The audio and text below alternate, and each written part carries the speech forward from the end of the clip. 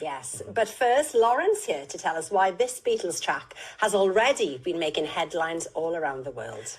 Yes, Al, this isn't just a huge moment for music fans, it's a huge moment full stop. Now, you'd be hard-pushed to find anyone who hasn't heard of the Beatles. The Fab Four have been woven into our collective culture since they first arrived on the scene over 60 years ago. Oh, yeah.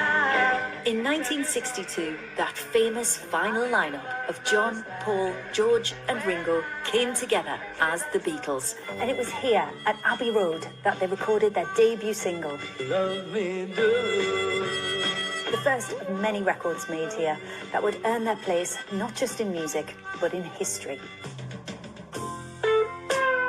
After less than a decade, the Beatles had gone their separate ways. And in 1980, John was tragically shot and killed in New York. It seemed like the dream of new music from the world's most famous band had gone. But there were some demos John had recorded not long before he died. 2 were released in the 90s, and only now is the third and final track being shared. And there's a buzz of excitement all over the world. The Beatlesの新曲が John Lennon's voice taken from an old demo tape. The final Beatles record. So brace yourself, people. We are going in. And who better to introduce a film about the Beatles than a Beatle? Over to you, Sir Paul. Hi there, Paul McCartney here. I'd like to show you a short film that tells the story of how me, John, George and Ringo came together to record our last song. It's a single called Now and Then. We hope you enjoy it.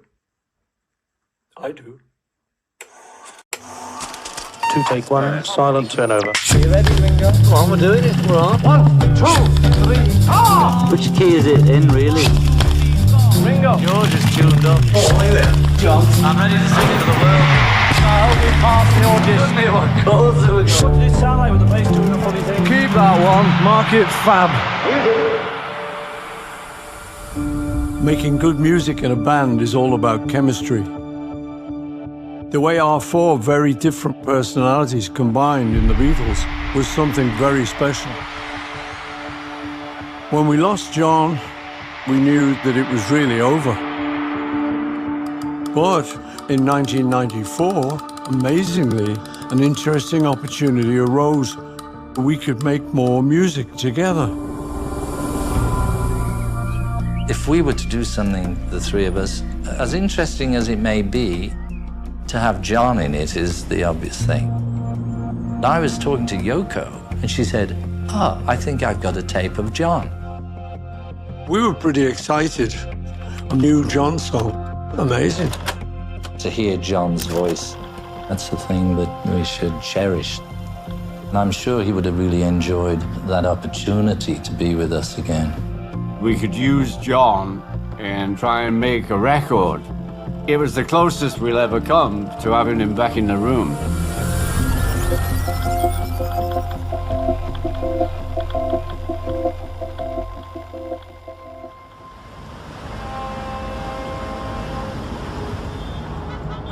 I do remember living at the Dakota with Dad and Mom.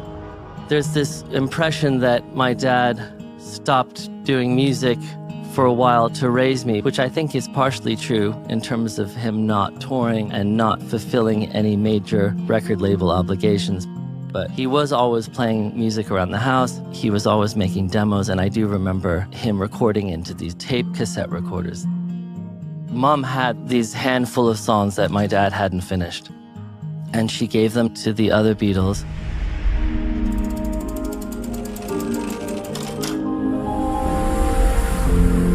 George and Ringo came down to my studio. Nice day. Oh, fabulous day, then. We listened to the track. There's John in his apartment in New York City, banging away at his piano, doing a little demo. Is it something we shouldn't do? Every time I thought like that, I thought, wait a minute. Let's say I had a chance to ask John, hey, John, would you like us to finish this last song of yours? I'm telling you, I know the answer would have been, yeah. He would have loved that.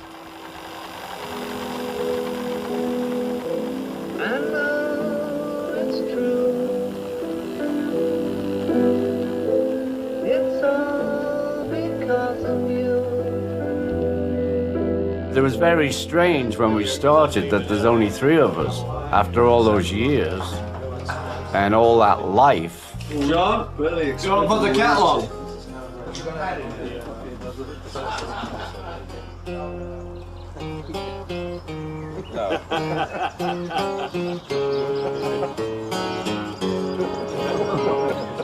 We did Freeze a Bird and Real Love, and we got a little bit of time left to do Now and Then.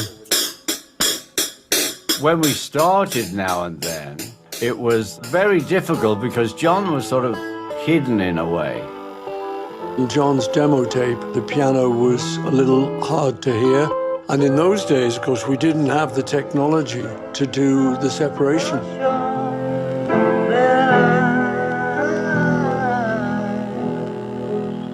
That's computer stuff. I was telling you a year ago, Jeff was doing this thing on his computer, but it opens up a whole other kettle of fish. Kind of worms. But will it open another year of work? It really brought to the fore, to the three of us, that John's gone.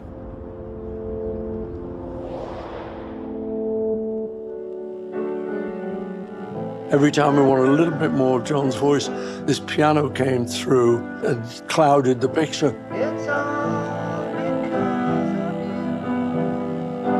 I think we kind of ran out of steam a bit and time, and it was like, well, I don't know, maybe we'll leave this one.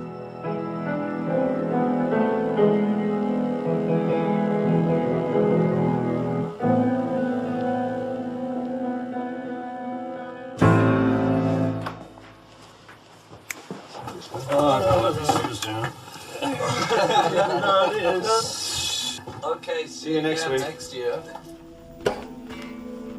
Now and Then just kind of languished in a cupboard.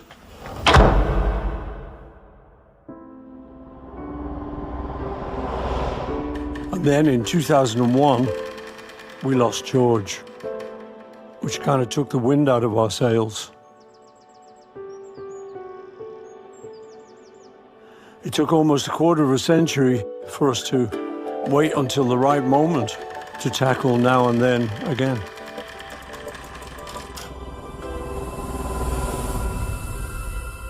With the technology that Peter Jackson and his team had worked out during the Get Back movie, he'd been able to separate off certain instruments and voices.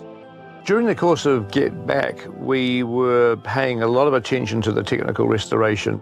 That ultimately led us to develop a technology which allows us to take any soundtrack and split all the different components into separate tracks based on machine learning. Peter Jackson has the MAL machine that can just lift anything. How are you this morning? We thought, well, we better send John's voice to them off the original cassette. My dad would have loved that because he was never shy to experiment with recording technology. I think it's really beautiful. They said, this is the sound of John's voice. A few seconds later, or however long it took, and there it was, John's voice, crystal clear. I know it's true. It's all because of you. And if I make it through, it's all because of you. Since Peter took John off and gave him his own track, it's like John's there, it's far out. So in the mix, we could lift John's voice without lifting the piano, which had always been one of the problems. Now we could mix it and make a proper record of it. I pulled it out, had a listen to it, and thought, oh, I could actually do the bass a bit better, so why don't I start there?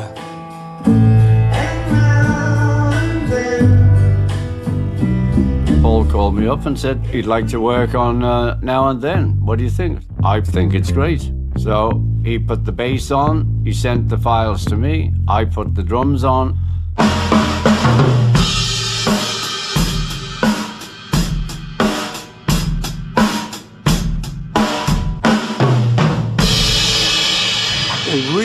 brought it on, you know, and so now we had a track that was really starting to cook.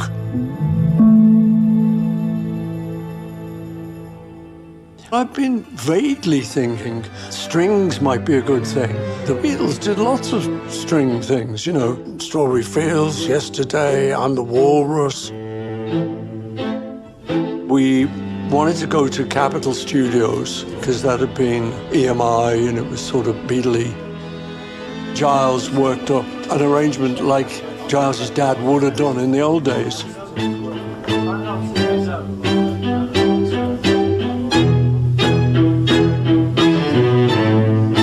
We had to put the music out on the stands for the musicians, but we couldn't tell them it was a new Beatles song. It was all a bit hush-hush. We pretended it was just something of mine.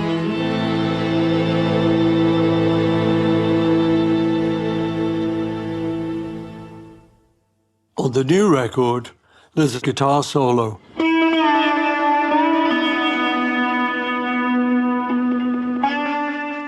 We had kept George's guitar parts from '95, and I thought what I'd like to do is do a slide guitar solo in George's style. It was really a tribute to George. And then we started mixing it. Wow, this is it. Now it's a Beatle record. 1, 2.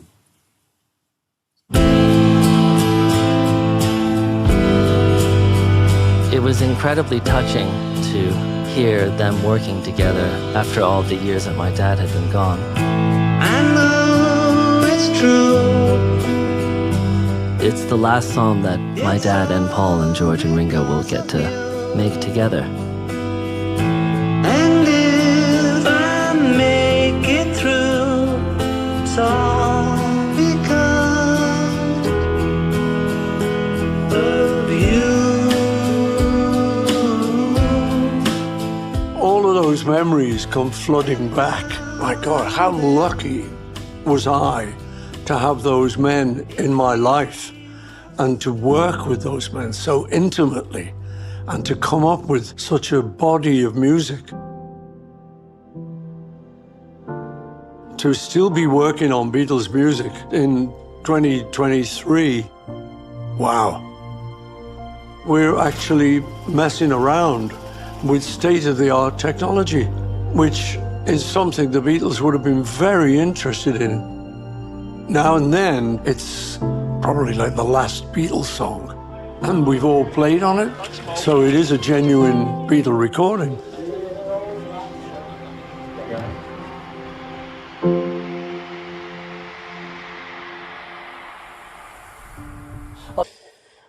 That's incredibly emotional to watch again.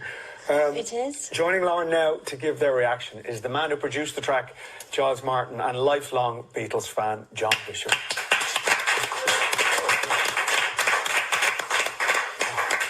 I mean, John, watching that for the first time, how do you feel? Well, when I got asked to come on and he said it's a new Beatles track and there's a film, do you want to see the film beforehand? I said, no, I'll try and watch it live. I wish I'd watched it before.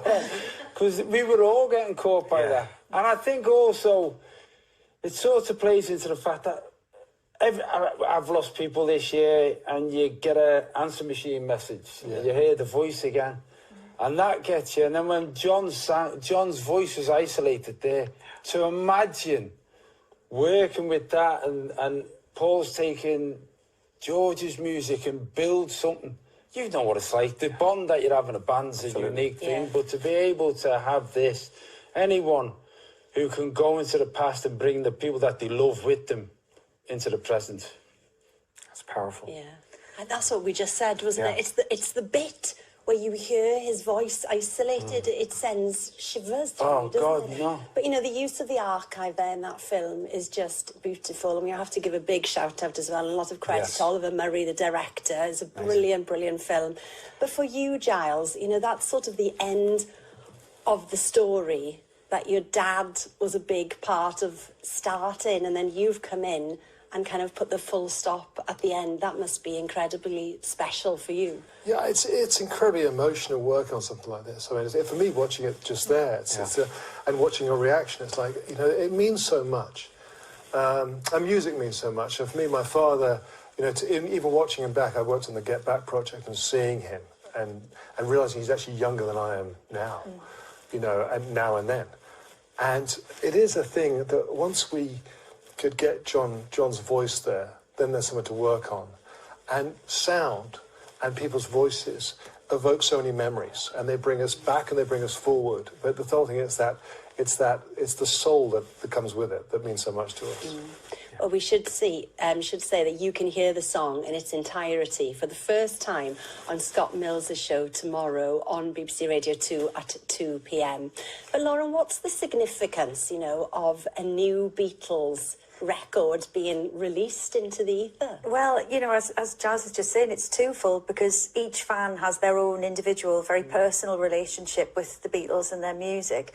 But then collectively, they're part of our story as a country, as a culture. I mean, it's not just about music, it's about who we are as modern Britain. You know, when we tell that story, we often use the Beatles to do it. And I just think the title is uncanny, you know, Now and Then, because it's one of the greatest stories of the past century, and it is timeless, and the title reflects that. You know, this is the final page in that story. You can't tell a story properly until you know how it ends, and now we have the ending.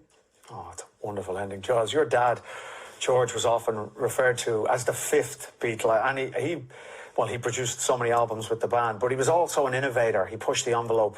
What would he make of a recording like this? I kid loved it. Yeah. I worked with him when Free As a Bird and Real Love.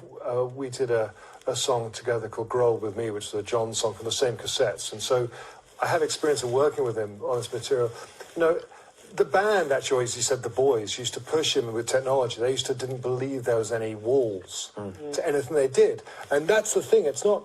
We should never listen to technology. We should listen to music and songs. But if we can get people to fall in love with songs by helping with technology, that's great. I mean, John would say to my dad, you know, I want to sound like I'm a Himalayan monk singing on a rooftop.